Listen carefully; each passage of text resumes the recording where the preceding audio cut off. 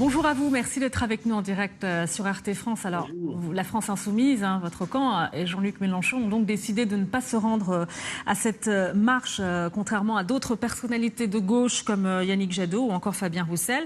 Pourquoi vous ne participez pas à cette marche des policiers aujourd'hui ?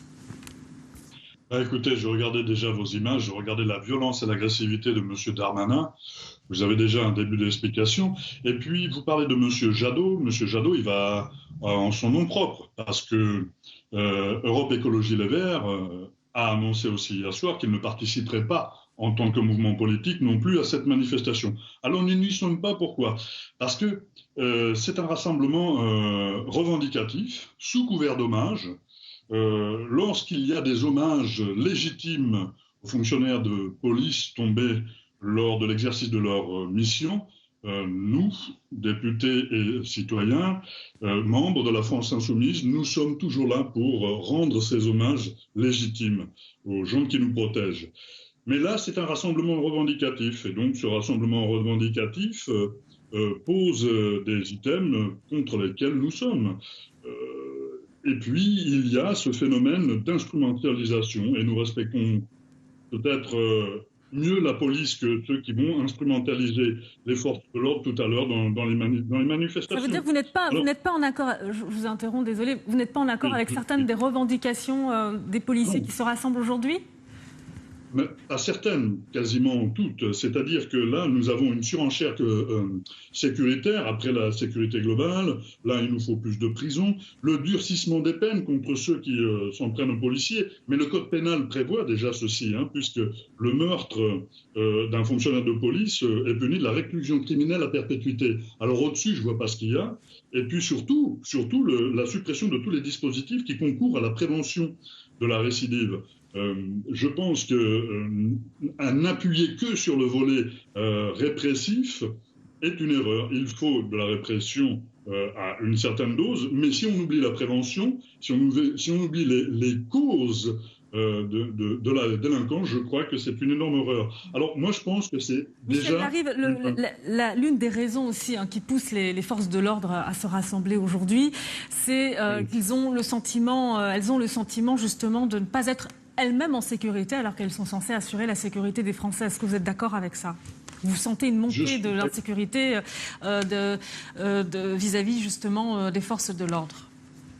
Je suis tout à fait d'accord avec ça, mais les solutions qui sont proposées, la solution, ça n'est pas une opération d'intimidation de la justice. C'est pas ça qu'il faut faire.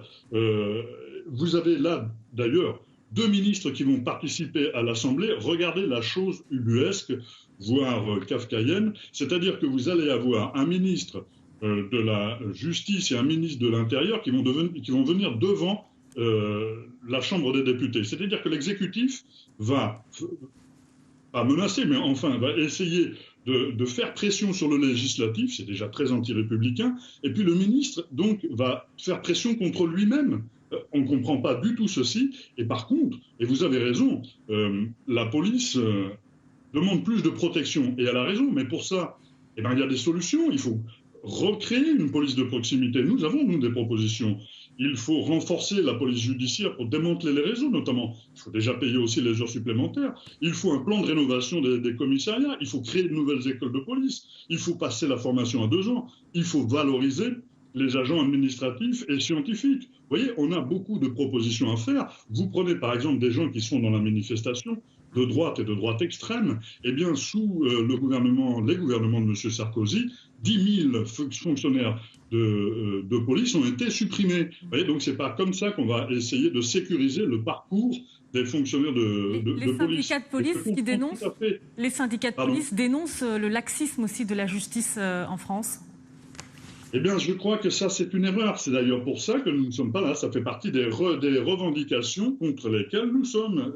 Je ne vois pas l'intérêt de faire pression. Je ne vois pas l'intérêt que la police fasse pression sur la justice. La problématique, elle n'est pas là. La problématique, elle est ailleurs. Et les solutions sont peut-être dans celles que je viens de dénoncer. Vous voyez ce que je veux dire ? Alors, oui, allez-y. Oui. Non, mais voilà. Donc, à partir de ce moment-là, il y a plusieurs facettes qui nous poussent à ne pas participer à cette manifestation. Les revendications, parce que c'est une manifestation revendicative, et puis le respect de la police. le respect de la police, et donc nous ne participerons pas à l'instrumentalisation qui en est faite. Et puis, par qui l'instrumentalisation? Par qui? On sait que, par exemple, d'après vous, il y a le ministre de l'Intérieur qui participe à cette manifestation. Oui, est-ce qu'il est à sa place selon vous? national. Et est-ce que vous craignez aussi les débordements cet après-midi? Alors, je vais continuer sur l'instrumentalisation. Sur l'instrumentalisation, vous avez le Front National qui sera à côté de Darmanin, et Darmanin qui avait trouvé d'ailleurs Mme Le Pen trop molle, et puis la droite et la droite extrême qui vont effectivement instrumentaliser le malheur que vivent certains fonctionnaires de police et le malheur extrême, c'est-à-dire effectivement la mort de certains fonctionnaires de police sera instrumentalisée par ces gens-là. Et ça, c'est dramatique. Je pense qu'il faut avoir un peu plus de respect pour l'institution policière que ce qu'ils ont eux. En fait, on est dans une démarche politique. Nous sommes dans une démarche de résolution, effectivement, de la problématique de ce service public qui partit du délabrement de tous les services publics, et particulièrement, là, ici, celui de la police. Merci beaucoup à vous, Michel Larive, d'avoir répondu à nos questions. Je rappelle que vous êtes le député de la France Insoumise de l'Ariège.